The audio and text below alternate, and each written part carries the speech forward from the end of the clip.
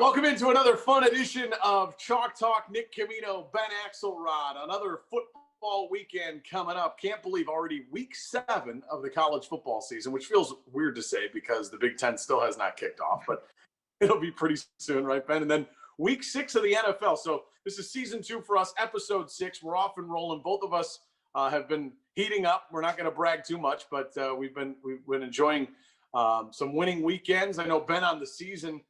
Last week he goes 4-2. Again, another winning week for him. He's 18-12 on the season against the spread, which is fantastic. I have put together 3 straight winning weeks, which is big for me because we started off a little bit slow. So I'm finally over 500, 15, 14, and 1 against the spread, which with minus 110 odds, Ben, is actually still losing. I think it's 51.6%. So I got to get to I think it's 52.4%. We got to get over that hump a little bit. Hey, marathon, not a sprint, and we'll get there. And we were talking before the show, so we each pick 3 college games, each pick 3 NFL games. We each went 2-1 in each of our little 3-pick sets, which you look at it, that's it's unrealistic to think you're going to go 3-0 every week. I mean, some weeks you might, but go 2-1, that's kind of what you're aiming for there. And so we did just that this week or this past week. And what I found, at least just looking at my picks and examining my picks, is the picks I feel good about, I feel really good about. And usually they're the picks that wind up being right. And that's not always the case. And then it's kind of the games that I don't feel so great about that I wind up losing. So that might have just been specific to the last couple of weeks, but it's going to be interesting to see how that continues as we get deeper into this college football season, and as these question marks continue to pop up now about this NFL season. Yeah, and again, we do this for entertainment purposes only, but I would always probably suggest don't force a play, but we have a ground rules of we got to pick 3 college, 3 NFL, so sometimes we kind of have to force a play.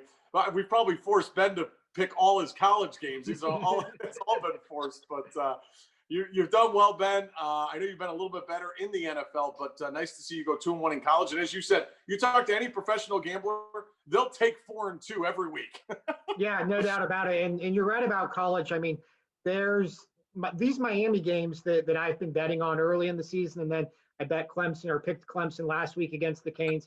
I felt really good about those, but yeah, there's some other games. But now that the SEC is playing, and I'm starting to get a little more feel for the SEC, and we'll have the Big Ten coming in next week, which I think is both of our kind of bread and butter, just in terms of being more familiar with that landscape. Starting to feel myself out a little bit here as far as college goes. Yeah, we've done it each week. It's been a lot of fun, and we're just trying to, in this uncertain year with this unprecedented times with everything going on. It's been amazing how these teams have been trying to kind of soldier on and push through. I give credit to a lot of the teams with the safety protocols they're trying to adhere to. In the NFL, as we've seen, I don't want to say it's a full-blown mess, but it's been, it's at a point where it feels like they're at that tipping point, Ben, where, okay, it's not time to cancel the season or anything, but man, it almost seems like they got to get things under wraps here kind of quickly. Yeah, it feels a lot like those first few weeks of the baseball season, I think, where you had the outbreak with the Marlins. And then the thing is, if one team has an outbreak, it doesn't just affect them. It affects the team that they just played, and then it affects that team's opponent and the team's upcoming opponent. And we've seen that now with the NFL, with the Titans, and to a lesser extent, the Patriots. But just a mess in terms of the scheduling. And it's not like baseball, where I think it was the Cardinals who wound up fitting 25 games into 23 days.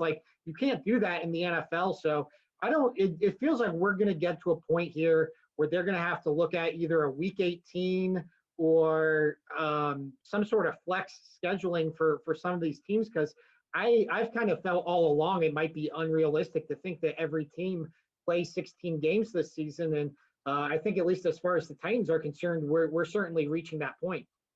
Well, yeah, it's a great point by you, and I think that doesn't it's amazing to me that the NFL has kind of been firm on this date of when they want to play the Super Bowl. Mm-hmm. Wouldn't you think of all the sports, this would be the sport you could back up? I mean, you could play the Super Bowl March 1st. I mean, does it really matter? I mean, just get it all in. I don't know. Yeah, they don't have to play the Super Bowl on that day. I mean, Raymond James Stadium in Tampa Bay is not going to have anything else going on. They might have WrestleMania next year, but that's another point. But I mean, you're right. You could push it back into March. And also remember, the NFL has that bye week between the conference championship games and the Super Bowl. So that gives you additional flexibility. So obviously there's a lot of logistics in terms of having the Super Bowl on a certain day and all the festivities that brings in. But I mean, we're at a point now where I think Tampa is just going to be happy to be hosting a Super Bowl, whether it's February 9th or April 9th. So I think the NFL has more flexibility than maybe it's letting on right now. And it's certainly nearing a point where I think it's going to have to look into exhausting those options. All right, here we go. 3 picks against the spread. We'll start with college football. I'll give 3 picks, then Ben will give his 3 picks.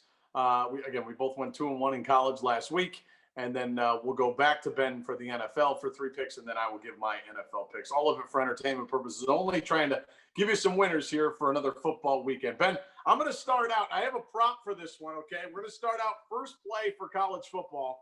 It's going to be the UC Bearcats. I wore a shirt for this one. I want you to check this out. I don't know if people can see this. Yeah. It says Buckeye State, but the 2 letters in the middle say UC. It's a little dig at Ohio State. Actually, I think the last time these 2 teams played, Ohio State beat Cincinnati 40-3. But I forget what the score exactly was, but I know Ohio State made it ugly. Yeah, I think that was 2014, and I think Cincinnati had the misfortune of playing Ohio State after the Virginia Tech game, and it was kind of a game where a lot of people were wondering how good is this Ohio State team, and who would that have been? Tommy Pike? Would that have been their quarterback? Well, no. So here's what I think. Okay, so correct me if I'm wrong. They played the 1 year. That's when Gunnar Kiel was there. That's right. And they were it was kind of back and forth for a little, and then Ohio State ran away with it. But I do think I remember a game where it was their current quarterback, Desmond Ridder. They got blown out by Ohio State, and people thought, oh, maybe this game has a chance to be close. Wasn't that recently? Was that last year? I think you're right. Was that, I think, 2018? 2018? That sounds right, yeah. So, yeah, I remember they just got it was 2019. 2019, so last year, Ohio State won 42-0. 42-0. So this is my shirt. I'm still an Ohio State guy. I'm just messing around with the Bearcats. But here's the thing. I do like Cincinnati. I do think they're a little bit too high in the rankings. They're ranked 8th right now in the country. I mean, just to put that in perspective, Ohio State is ranked 6th in the country. So I think that's way too high for the Bearcats. But Ben, we've talked about it. There was a time where we thought this might be the only game in town for the state of Ohio for college football. But now the Big Ten's coming back and the MAC is going to come back. But really like the job that Luke Fickell is doing at Cincinnati. He was really put into a tough spot in between, right before Urban Meyer took over for Ohio State. It was kind of like he couldn't do his own thing. It was just kind of this, it is what it was. I think they went 6-7 that year, Ohio State. But yeah, I think he's finally able to bring his own guys in, his own teams. And I think he's really going to set himself up for a really nice payday. We saw Brian Kelly go from Cincinnati to Notre Dame. So I think that Fickell, if he keeps doing what he's doing, he's going to land somewhere. So this might work out really well for him. But for the game itself, Bearcats take on Tulsa. Last time here, the Bearcats, not long ago, they lost on a last-second field goal, no time on the clock. It was a game that they led by 11 points with 3 minutes and 30 seconds left. So I don't know how you lose that game when you're up 11, but they end up losing.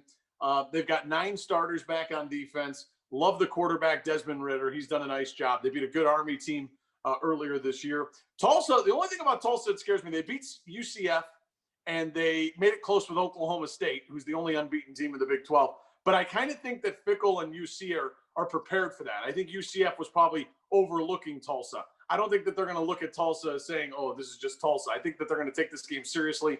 And even though they're -3, I think they can run away with it and win this game by 10. So to wrap it all up, I like my other picks won't take this long, but I like the UC Bearcats -3 here. Yeah, well, going back to Luke Fickell, actually. So I started covering Ohio State professionally in 2012. So that was the year after Fickell was the interim coach. Urban Meyer comes in, and Luke really was under fire. That defense was not that good on that 2012 Ohio State team. But I covered Luke Fickell all the way through 2016 before he left for Cincinnati. And it was kind of cool to see him find his voice as a coach, build himself back up to the point where when Ohio State lost him to Cincinnati, that was a big loss for the Buckeyes. And you mentioned Luke Fickell getting a payday. He actually had an opportunity to get that payday this year when Mark D'Antonio unexpectedly stepped down at Michigan State. Right. Michigan State made a run at Luke Fickell, was kind of their top candidate. Luke Fickell made the decision to stay at Cincinnati. I do wonder, like, what kind of galvanizing force that has when, a head coach really says to his team, hey, I believe in you guys enough and I believe in this program that I'm going to forego this Power 5 job, this job that I'm probably a perfect fit for, and I'm going to stay right here. So I have no qualms with your pick. And I didn't know what Luke Fickell would be like during his second chance as a head coach. He has far exceeded my expectations since he's taken that job. Well, let me do this again just so we can show the shirt. Here it is. Bearcats. We're supporting them. Desmond Howard said on game day he thinks they have a chance to crash the college football playoff. I disagree with that. Again, I think Cincinnati's ranked too high. I don't think they're going to the playoff, but I think they're a really good team. So it should be a fun fall for the Bearcats. Good for them. So Bearcats -3 is the first pick. I'll make up for that time with these other picks. Next game, Pitt Panthers getting 10.5 against the Hurricanes of Miami, Florida. Here's my thought on it. Oh no, Ben's here we go. We got some disagreement here. I disagree vehemently. That's the guy that took Clemson last week and won against Miami. Here's my only thought process on it. Miami, huge game against Clemson. Huge matchup, physical football game. They lose that game. I wonder if they're a little bit down. I think they do enough to win this game, but the Pitt Panthers getting 10.5, they got a nice defense. I think Cody Pickett is in his 19th year at Pitt. And I think Narduzzi's doing a nice job with the Panthers. I know they had a tough loss, 1-point loss to NC State a couple of weeks ago, but I think that kind of woke them up a little bit. I think they do enough to keep it close. I don't think they win the game as a 10-point dog, but getting 10.5 here, I'll take the Panthers. Yeah, the 10.5 is a big number, so I can't fault you there. This is one of my picks, but I'm picking the Hurricanes plus 10.5, so we can shave some time off here. To me, this is, if this was the last two seasons, I would take Pitt outright in this game. We've seen, your logic definitely fits the track record of Manny Diaz's time at Miami. To me, taking the Miami, this is just a bet on this year being different for the Hurricanes, that De'Aaron King is a better quarterback than they've had maybe since Ken Dorsey, that Manny Diaz has figured something else out with this program. There's a lot of NFL talent on both sides of the ball. And to me, you're right. I picked Clemson last week, and I didn't have to worry about that one. But that was more a bet on Clemson than it was about Miami. To me, I still believe in this Miami team. It's still alive in this ACC race. So to me, I'm just counting on them to bounce back. And the 10.5 points, that's a big number. But the Hurricanes haven't steered me wrong yet. Here we go. And every time you've bet for them or against them, it seems like you've won. That's why you're 18-12 on the season against the number. So I like Pitt. Ben likes Miami there. Next game, kind of following that same logic. Ben, I think Ole Miss played their ass off, okay, against Alabama. I think they emptied the entire tank. I don't think they have anything left in them. I'm going to take the Arkansas Razorbacks at home, getting 3 in this game. I don't even think they need the 3. I think they're going to win the game straight up. Arkansas played tough week 1 against Georgia. Got absolutely screwed against Auburn last week. They should have won that football game. And they beat Mississippi State this year. Everyone's all excited about Mike Leach, yours included. Yours true. I like Mike Leach, but Arkansas, no one's talking about them because they're 1-2. They're getting 3 in this game. My whole thing is, I think that Ole Miss emptied the entire kitchen sink against Alabama, and they're going to have nothing left against Arkansas in this game. This is still SEC football. Arkansas at home. I like them getting 3. Yeah, and Ole Miss, they've not only played Alabama, but they've played Florida already, I believe. I mean, they've played a tough SEC schedule. People track these trends like, teams going east versus west, and teams coming off a bye. It'd be interesting just to track how teams do the week after playing Alabama or the week after playing Georgia, because I do think that's like a good theory, is this idea that teams are just so, especially teams that play them close, it takes so much out of you just to even play these teams close. It'd be really interesting to track those trends. All right, so my 3 college picks: UC Bearcats -3, the Pitt Panthers getting 10.5, and the Arkansas Razorbacks. I think it's the first time I've picked them in 2 years of this show. Got Arkansas getting 3 points against Ole Miss. Ben, your 3 picks. Yeah, we haven't talked this much Arkansas football since Darren McFadden and Felix Jones and Peyton Hillis were there. And you are Big 12 and SEC experts. Yeah, it's good to add new skills. All right, my first college pick, I already gave you, Miami -10.5 versus Pitt. My second college pick, I like Georgia Tech +27 versus Clemson. To me, this is Clemson coming off a primetime game, coming off a game where, I don't know if Clemson ever empties the chamber, but to me, this is a letdown spot coming from a 8 p.m. game at home in Death Valley to a 12 noon game in Atlanta against Georgia Tech. Georgia Tech, we've talked about them some this year, and I think they've both won for us and lost for us. Yep. +27, though, I just think like the way they play is kind of equipped to cover big spreads. So I don't think they win this game. I don't think they threaten Clemson in any way. But this does feel like a spot, and it is kind of a scary spot because if Clemson gets off to the races, I don't think Georgia Tech's going to be able to keep up. But I do think Georgia Tech could, this could just be one of those ugly noon games where you look at the score at halftime and think, man, that game's a lot closer than I thought. Well, and here's another thing. When you have that type of big spread, I agree with you on this game. I almost wish I would have picked it. When you have that type of spread, think about it. Clemson could be winning 33-3 at the end of the game, and you score a touchdown and you cover. So, right. And I think it'll be much closer than that. Georgia Tech, I was kind of worried about them because it still feels like they have option players with go pro style now, and they used to run the option for years. But they've done a nice job. I thought they had a nice win against Louisville on Friday. A little bit extra rest too. So I know what you're saying here. Nice, good looking freshman quarterback for them right now. Yeah, and that's the scary thing, a freshman going against Clemson's defense. So we'll see, but I just think that's too big of a number, and especially just a classic letdown spot, I think, for Clemson. My third pick. Your first picks, I like your Georgia Tech pick. I hate your Miami pick. Well, let's see how you like my third one. I'm going to go back to Alabama. They let me down last week. It was the only game I lost on the college slate. I like Alabama -6 versus Georgia. Wow. I think Alabama is the better team. I think anytime you can get Alabama in a spot by less than a touchdown, I think that's a good place to be. I think last week against Ole Miss, with that being closer than expected, I think it's kind of one of those opportunities where you can learn from a win. And Nick Saban is certainly good at that. These are two of the more talented teams from a recruiting standpoint in the SEC, but I just think Alabama and those wide receivers, I just think those guys are so. I'm going to go back to them. I don't feel like they let me down 2 weeks in a row. Yeah, I mean, they already said they're going to make some changes on defense. I think Charlie Strong is going to start calling the defense for them. He's certainly been around. I know Nick Saban has a lot of faith in him. I don't think you're going to see Alabama give up that many points the rest of the season.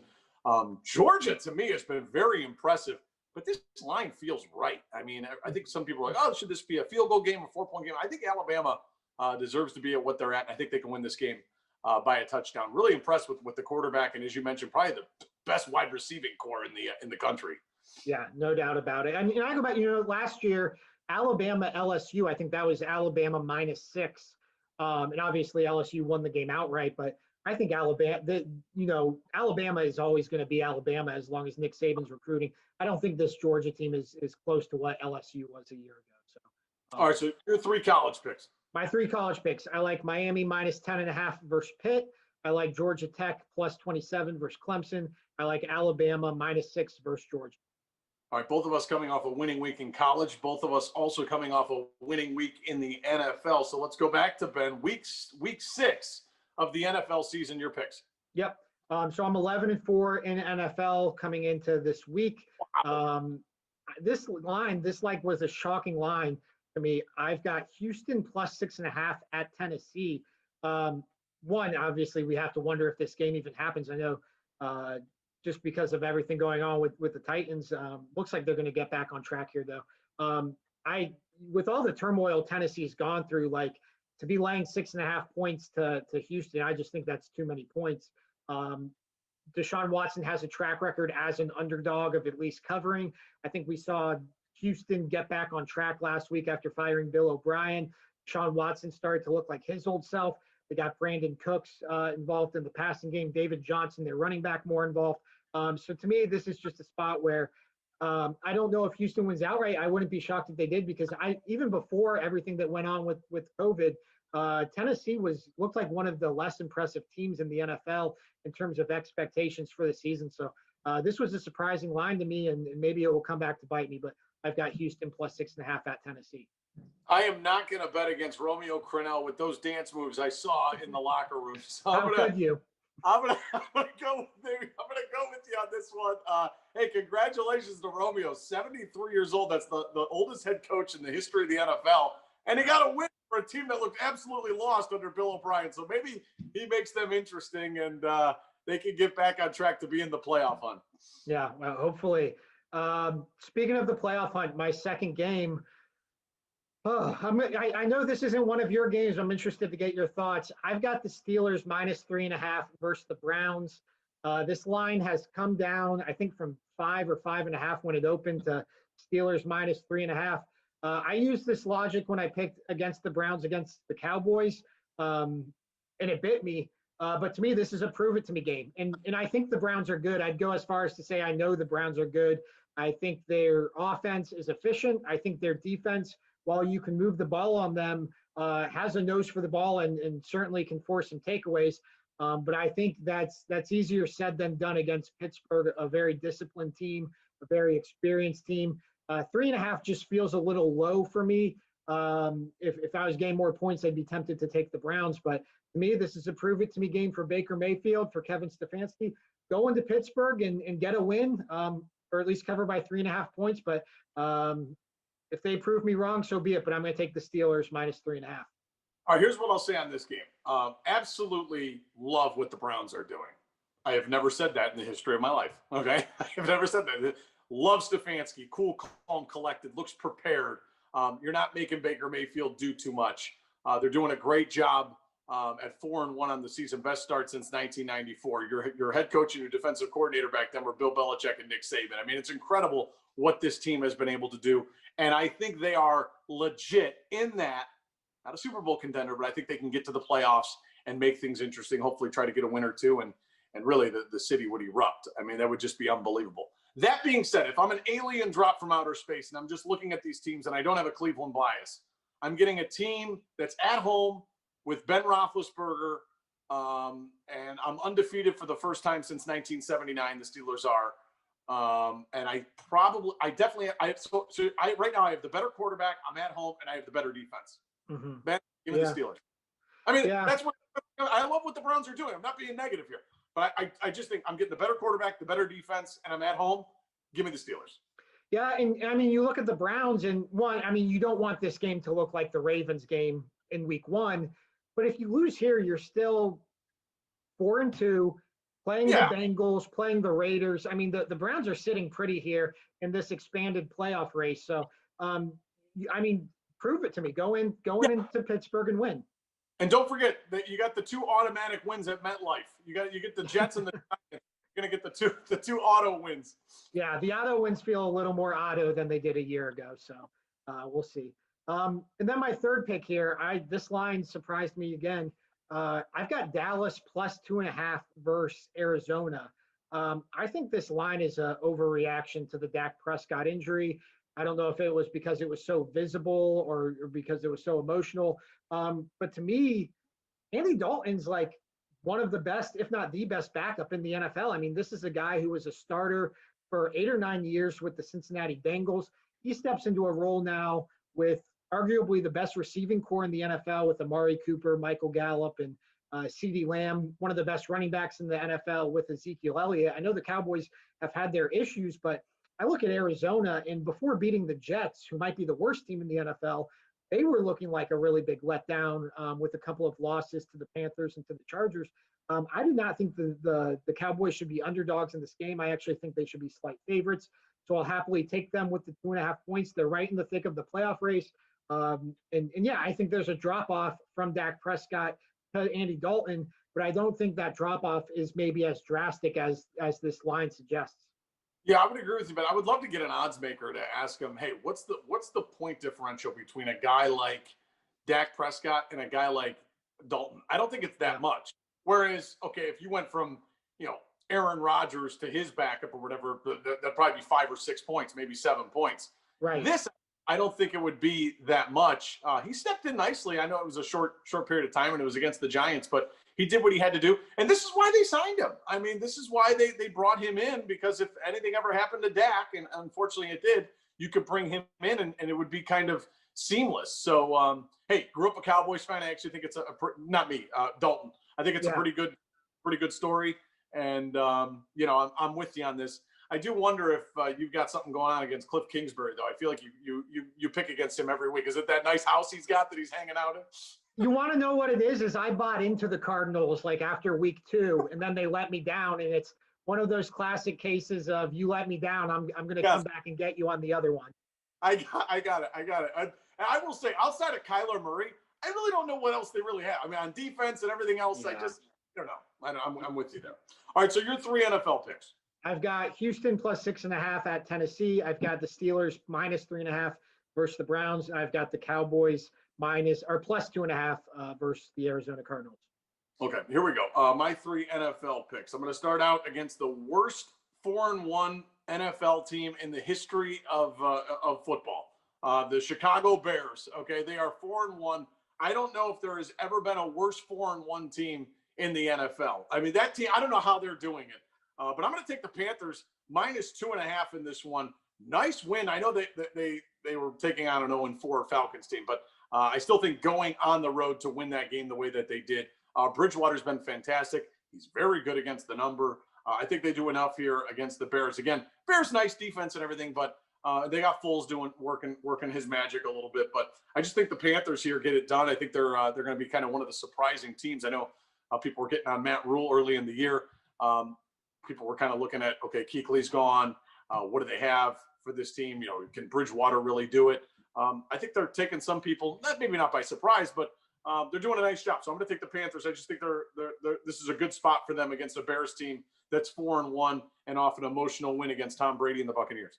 Yeah, I love this pick. And, you look before the season and you kind of judge these teams and think, where's this team headed? Where's that team headed? I thought the Panthers were rebuilding, and I thought they were trying to do a smart rebuild. I've never been a huge Teddy Bridgewater fan, so I thought he was kind of that bridge quarterback. They lose Christian McCaffrey in week 2? Mike Davis, their running back, has come in and been one of the best running backs in all of the NFL. Their wide receivers, Robbie Anderson and DJ Moore, have been excellent.